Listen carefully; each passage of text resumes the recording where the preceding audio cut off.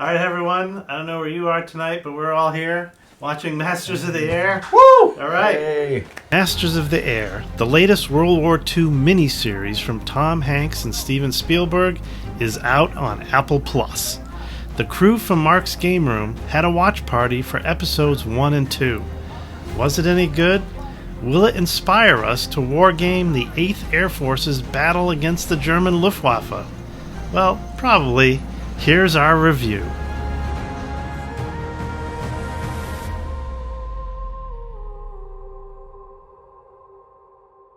We just watched episode 1 and 2, and I think in general, thought it was pretty great. What do you guys think? Yes? Yeah, absolutely. Definitely. Yeah, Masters of the Year is off to a promising start. Promising start. We're going to give you a warning that we'll probably have spoilers if you haven't seen it. Oh, we will have spoilers. Yeah, we will. Have spoilers. You might want to do it. Also, Carl is joining us via Zoom. Hey, Carl. Hey, Carl. Hey, Carl. Hey. All right. So, Good to see y'all. yeah, Looking awesome. This is the kind of third, I guess, installment from Tom Hanks and Spielberg looking at World War II. Yep. And this time they've decided to look at the air war in Europe, the 8th Air Force. So we watched it, and I guess as gamers, you know, the first thing that I wanted to think about or look at was how they depicted aerial combat. And I thought it was pretty gritty and really great, right? Because when I play a lot of air war games, you know, you might spend several hours kind of depicting one or two passes. And then you go around for another pass. Another pass, yeah. 4 hours later. And this is it's almost over before you know what's happening. Very quick. It was Right. really quick. Yeah. And it really showed you kind of what we're modeling in real time. It was really good. What did you guys think? And it gives you the sense of the perspective of the bomber crews when they're in there. The fighters are coming and they hit them and they're gone. And there's not much that the bomber crews could do about it. I mean, they shoot back, but without great chance of hitting. And so they're really sort of up there getting shot at and trying to do their mission while they're getting shot at. Go ahead. They stick to a lot of internal shots, so you get the feeling of being someone in the plane. It's really good. Which, again, very evocative, very tense. As you'll see 2 seconds before they have contact, they'll call it out, and then they're just getting strafed immediately. Yeah, and then the scenes inside the airplane of a gunner or another crewman doing what he's doing, or even getting hit. And one of the wing, the waist gunners, he's shooting, and it looks like he even shoots another B-17. Yeah. And it's well, you know, I'm sure it happens sometimes. Yeah. It's pretty good. Austin, what do you think? Yeah.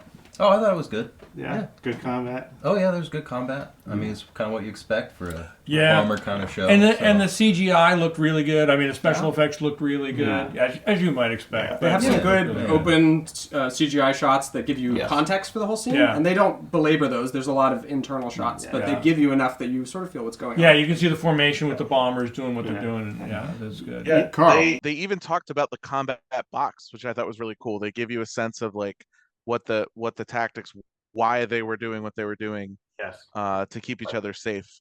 And a nice little touch is, I loved it, they did the whole thing where they kind of looked to count the shoots to see if anybody survived, which was something they often were trying to do, see how many of their friends made it out. They even bring that up in, they call it the interrogation, the debrief, whatever you want. They're asking, did you see shoots? Because they have to determine that for after action. Yeah. And did you see all the little B-17 models? It looked like a war game. That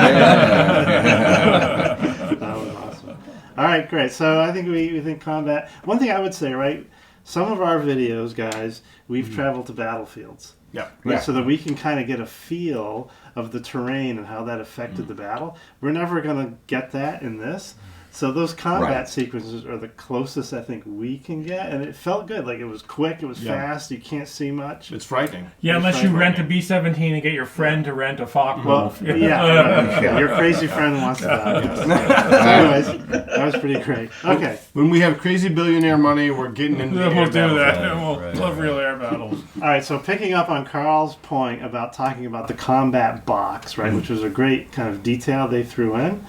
I think in general, we all thought the attention to detail in this show was pretty amazing. Superb. Right? Yes, very much so. And Ben, you had one or two. What do you think? So we had the scene with the flare gun being shot out of the top of the plane. Right, cool. I and most of my other compatriots did not know that was a thing that B-17s had, but it was very detailed and plausible because they would signal flares to each other. I just kind of figured they'd fire them out one of the side windows. Yeah. And it was cool to see what the crew was doing in the planes, like when they were getting ready to take off, all the checklist they were going through, and you got to see some of what the ground crew was doing before and after. They were flying, and that was crash landing. Even I was going to say with the malfunctions, like one of the very first air scenes you get is them trying to land in Greenland, and they're trying to get that extra wheel out, and they just can't with the crank. So. Even before that, they have an engine fire in the first mission anyone does, and they're putting it out by a steep decline, trying to pull it up desperately. Right. Real, if you have a fire, unless the fire suppressant's working, they have very little way to do it. Yeah. Right. Yeah. Carl, do you have a detail that stuck out? Yeah, there were two moments that really felt super authentic to me. One was, I believe, based on a real incident that happened when the guy put his hands ungloved and the temperature froze and pulled all the skin off of his hands. And the second thing I really liked was all of the focus on the, call it like the little talismans and good luck charms that people had, because that was a real thing, that people were super superstitious about flying. So I felt like a lot of people here worried that they're all going to die. I know. We all thought they were going to die. They thought it was a death sentence when one of those came out. I'm going to go on the record now. I don't think the snow globe makes it through the series. And then you had the picture of the girlfriend, but the guy made it. But the guy made it. 8 more episodes. And there was like a guy gives another friend a $2 bill. Yeah, he bites an edge off every time he flies. Right. You only got 4 edges though. I don't know. So, and then there's the scene where they get ready to crash land, and the crew gathers in the middle, and they all face a certain way. Right. By the second episode, we saw that, and I knew what was happening. The checklist, a bunch of the things, and I guess what I started to feel like is, okay, I'm getting it. I'm feeling like part of the crew. Like I know what to do. I know what's happening. Yeah. Right. And so I felt that was good. Like the first episode, they were all newbies. They're doing things like touching metal where they shouldn't. The one guy like pees his pants and gets frostbite. There's rookie things they shouldn't do. But by the second episode, they're doing them, and I'm kind of with them, right? So I feel like that was pretty successful. Yeah. And they're probably setting us up for something bad. So very good. And I think I would expect nothing more from Tom Hanks and Spielberg to have the historical accuracy pretty great. Yeah, they're solid on that front. Oh, definitely. Right. Okay. So to go on that, the authenticness. One thing we had all talked about was the concentration on the pilot life back in England. Right. So unlike say Band of Brothers or the Pacific, where most of the time they're at the front. Yeah, Band of Brothers, there's one scene or one or two scenes where they kind of get off the front, and in Pacific, forget it. Like you're on these islands, you're never going anywhere. These guys was very different. Like you were in sheets, you were like having hot meals, you were meeting girls, you were drinking beer. Then you went and you had absolute terror where you faced death, but then you were back to that kind of life. Yeah. And so they really focus on that contrast. I think they did pretty well, right? Yeah. I thought that was good. And it also allowed them to have humor. Yes, there were a lot of funny moments in both episodes. And they seemed to use humor well, I thought. Yeah, it was very entertaining. What was your favorite humor, Austin? Come on, man. I finally learned how to properly throw salt over my shoulder. If you want to learn how to throw salt, this is the series to watch. Salt with threat of bodily harm. Yeah. Well, what made it perfect is you heard it land. All right, we have Charlie wants to say something here. Charlie, what do you want to say? So, loud. One thing I noticed was about the crash stuff. I tried to get my dad's attention, but I couldn't. But they had like a plane just go, even though there was no crew in there. Oh, like the guy crashes on training. Right, crashes on training? No, the plane. Yeah. That just goes in there, and there's no crew in there, they even said. It was just no crew. No, I think there was a crew. There was a crew. They were a new crew. They stalled the plane. Yeah, they stalled. I made a mistake when they were flying. And so that, training accidents. Right, training accidents. Newbies. All right. So good attention to detail, and very much like all the other kind of Spielberg Hanks episodes, which I think are really great. They also did not focus at all on the training. Right, Band of Brothers, a whole episode. Right, right. They went right over there. You went right from the U.S. over to England in the early in the first episode. Yep, that's right. Which is gets us right into the action. I guess think in some ways we thought that maybe that was a bit of a weakness, though, because while the individual characters, there's a focus on the pilot's perspective, some of the characters get a little confusing. Maybe they don't have their moment to shine and be remembered while watching. So I had maybe 3 people that I could name right now and who I really remembered and could describe their characters. And they didn't give us time with any of them to really know more than that. And it's a little bit hard in this setting because the characters are separated. They're like within a squadron, but they're in different airplanes doing different things, and they're wearing masks in their altitude, so it's a little hard to see the actors and see the characters over the course of the episode. And when you have a casualty rate as high as the 8th Air Force really did, it's like, well, how are we going to develop group of people we're attached to when they get blown up so easily? They're going to have to. That's their job. They got to kill people. Some of them are going to have to get lucky and make it through the show. They gotta. The showrunners have to figure out how to make us love people, and then they die. It's the flying dead. The 2 or 3 characters that really spoke the most and had the most attention, I really liked, and I felt like we got to know them pretty well. But I do agree that call them the secondary characters are not as well drawn yet. I mean, it's only 2 episodes in, so very true. I mean, I feel like there's 3 that I know: the Buck and Bucky, and the Crosby because he puked. Because he's doing something. Boned so it a couple of memorable. times already. They needed a little more time to have that for everyone else. All right. Well, if you watch Band of Brothers, Luz has the fence cutting. We all remember them. They don't have that scene yet. 6 hours. Right. And without training. Okay, so let's see. What else we want to talk about? Mark, did you want to mention the context, the context of what's happening in the war? I do. I was going to save that to the end. Okay. Characters. It's got a plan. Mark has a plan. Well, yeah. Yeah. So one thing that Doug pointed out, he thought the sacrifice was well depicted. I mean, it is pretty bloody. Even kind of in the beginning, they really lay out that this is no joke here. Yeah, that first mission is really brutal because they lose 3 bombers. It's a really rough first mission. That was harsh. That was harsh. I think this is all to the good, and I'm really enjoying it. But I have to say, I feel like I enjoyed the second episode less, and part of why I enjoyed it less was I didn't have any context at that point. Right? I agree with you. I only know what time it is. I saw one lower third where it said it was June 8th, 1943, and I said, it's a year before D-Day, and that's only because I know that. But other than that, I have no sense of where this is in the bombing campaign or what they're trying to do or anything.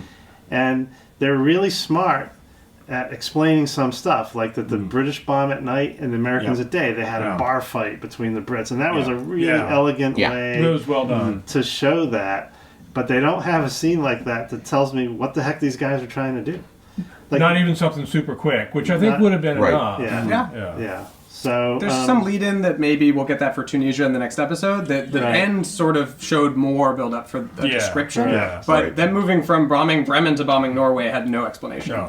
It's all sub-bends, that's all we get. Yeah. We basically we're mad at subs because they're sinking our ships. Let's go get them. Which is understandable, but... I get that. Or just someone threw a dart at a map. So it could use a little more context for me. I was a little... I kind of know what's going on, but a little lost on that, right? And they showed, as well, one level down. So we talked about how we're missing that sort of strategic level of what's happening in the war. But they also make sort of a generalized early reference that that the command is mad at them, or that they're newly formed and Curtis untrusted. LeMay. That LeMay Curtis doesn't LeMay like wants, their unit, their outfit, or wants to can it. Mm. And then they're setting up that they may have an arc where they grow as an outfit and they become veterans, but they don't set that early bar. They're not explaining why LeMay is mad at them or doesn't trust them. Or who he is. You don't even know really who he is. Right. Is. Yeah, if you don't know who Curtis LeMay is already, the series does not tell you. You are lost. The two kind of quibbles I think that we have with it so far, and again, I think we're giving it high marks. Oh, right? Yes, definitely high marks. I was struck by the fact that, to compare it to Band of Brothers, which is kind of the gold standard in my mind, right? Band of Brothers had those interviews with the veterans to start each show. And I feel like without having that in this show, it's missing something. Because first of all, I felt like this could just be a movie. I didn't necessarily feel like these were real people. Where at Band of Brothers, I was so grounded in these are these guys and why they're doing it and who they are. This, I don't have that, and certainly they couldn't interview these veterans, but I think you see the power of having those veterans when they did. And when not having them, how this kind of is a little bit less. Yeah, I think that's a fair point. And even in the Pacific, they talked about the home lives of the 3 Marines that they followed in the show. So you got some sense of them as real people. Right. And I don't have a sense of these guys as real people yet. So, but overall, it's good. I'm hoping episode 3 is actually better, because I felt like 2 for me kind of went down a little. The only thing I really got from episode 2 was, okay, they're becoming more veteran. They kind of know what to do. And there's this one babyface character that now I kind of know that guy. So I picked up another character. And they bombed, for some reason, Norway, right? Suck it, Norwegians. More U-boat pens. More U-boat pens. And to be totally fair, we're comparing it to Band of Brothers, which is probably one of the best World War II things put to film. Yeah. So it's a tough bar. It's also easier to follow the narrative of Band of Brothers. Sure. It's more continuous. Right. I guess for me, it's just they're doing a great job. I just notice how valuable and important those veteran interviews were. And they were like gold. And they don't have it now, and they can't. And just how maybe those made that Band of Brothers series so much more special. Yeah, we'll have to do CGI veterans. Looking like Tupac Shakur, holographic, bring them back to life.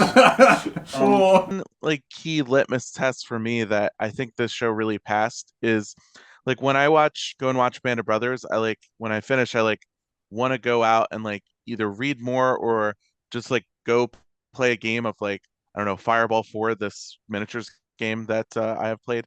Has anyone heard of it? And I think this show passed that, because as soon as it finished, I was like, man, I want to go play some sort of air game. If only there were some air miniatures game. Carl is alluding to the fact that we have a new air game coming out. Many of you have probably played it at the conventions that I've run. It's called Fire in the Sky. If you've played Red Sky, Blue Sky, and Check Your Six, and those where they're individual planes, we're a step above. You have squadrons. And coming up, we're going to have some videos about it, and we're going to feature Big Week. So B-17s and Focke-Wulfs. It'll be really great. You're going to look forward to that. That should be coming out in 2 or 3 weeks. We'll see. But look forward to it. It's really great. We're excited to do it. We're going to hopefully bring some of the Little Wars guys down and make them play the Germans. Yes. We're tired of playing the bad guys. All right. So anything else, guys? Anyone? Did we miss anything? I think that was good. I think we're good. Yeah. Looking forward to the next episode. I think we give a big thumbs up, and we're looking forward to see it. We recommend you see it if you haven't already. Yeah. Absolutely. Yeah. And look forward to some air gaming coming up your way. Yeah. So, All right. See you next time. If you want to see us have reactions to the videos that are coming up, let us know in the comments. Like and subscribe. Like and subscribe. Smash that like button.